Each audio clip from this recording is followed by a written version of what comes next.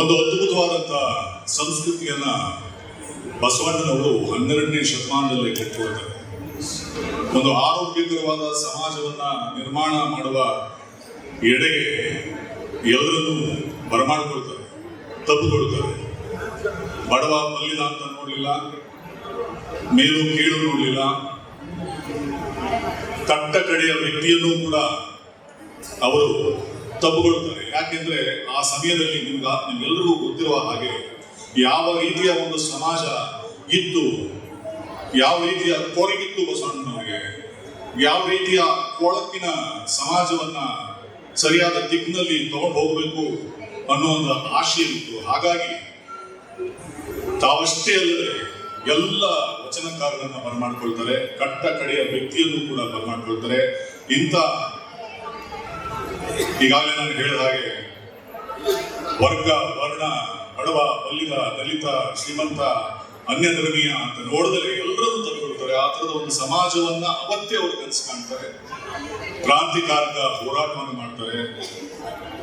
ಜಗತ್ತಿಗೆ ಜ್ಯೋತಿಯನ್ನ ಅವತ್ತಿಗೆ ಅವರು ಒಂದು ಬೆಳಕಾಗಿ ಬರ್ತಾರೆ. ನಾವೇನು ಯೋಚನೆ ಮಾಡಬೇಕು ಅಂತಂದ್ರೆ, ಆ ಜ್ಯೋತಿಯನ್ನ ಮತ್ತೆ ಮತ್ತೆ ಮತ್ತೆ ನಾವು ಆಯಾ ಕಾಲಕ್ಕೆ ಆಯಾ ಸಂದರ್ಭಕ್ಕೆ ಬೆಳಗಿಸುವ ನಿಟ್ಟಿನಲ್ಲಿ ನಾವೆಲ್ಲರೂ ಶರಣರು ಕೆಲಸ ಮಾಡಬೇಕಾಗ್ತದೆ.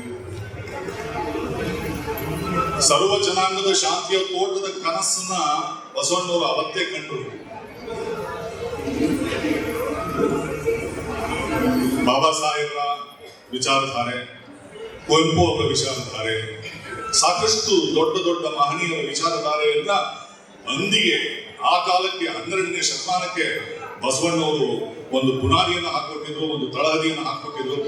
ಆ ನಿಟ್ಟಿನಲ್ಲಿ ನಡಿಬೇಕು ಅಂತ ಆಸೆ ಪಟ್ಟು ಇಡೀ ಸಮಾಜವನ್ನು ನಾನು ಹೆಚ್ಚು ಮಾತಾಡ್ಲಿಕ್ಕೆ ಹೋಗಲ್ಲ. ಬಸವಣ್ಣನವರ ಆಶಯ ಸಾಕಾರಗೊಳ್ಳುವ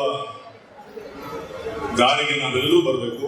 ಮತ್ತೆ ಮತ್ತೆ ಒದಗುವ ಕೆಟ್ಟ ಪರಿಸ್ಥಿತಿಗಳನ್ನ, ಆಕ್ರಮಣಕಾರಿ, ಗಮನಕಾರಿ ಪ್ರಸಂಗಗಳನ್ನ, ಪರಿಸ್ಥಿತಿಗಳನ್ನ ಎದುರಿಸಬೇಕು ಅಂತ ಹೇಳ್ತಾ,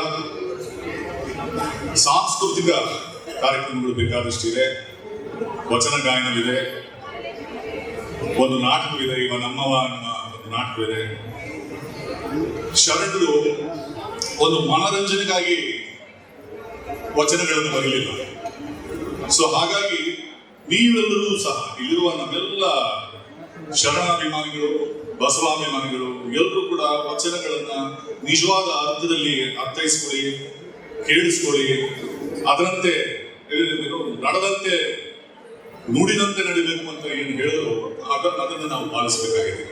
ಇಷ್ಟು ಹೇಳಿ ಹೆಚ್ಚು ಸಮಯವನ್ನ ತಗೊಳ್ಳೋದಿಲ್ಲ ಅಂತ ಹೇಳ್ತಾ ಕೊನೆಯಲ್ಲಿ ನನ್ನ ಒಂದೇ ಒಂದು ವಚನವನ್ನು ಹಾಡಿ ನನ್ನ ಮಾತನ್ನು ಮುಗಿಸ್ತೇನೆ. ಒಲೆ ಹತ್ತಿ ಉರಿದರೆ ನಿಲ್ಲಬಹುದಲ್ಲದೆ, ಧರೆ ಹತ್ತಿ ಉರಿದರೆ ನಿಲ್ಲಲು ಬಾರದು, ಏರಿ ನೀರುಂಬೋಡೆ ಬೇಲಿ ಮೇವೋಡೆ, ನಾರಿ ತನ್ನ ಮನೆಯಲ್ಲಿ ಕಡುಗೋಡೆ,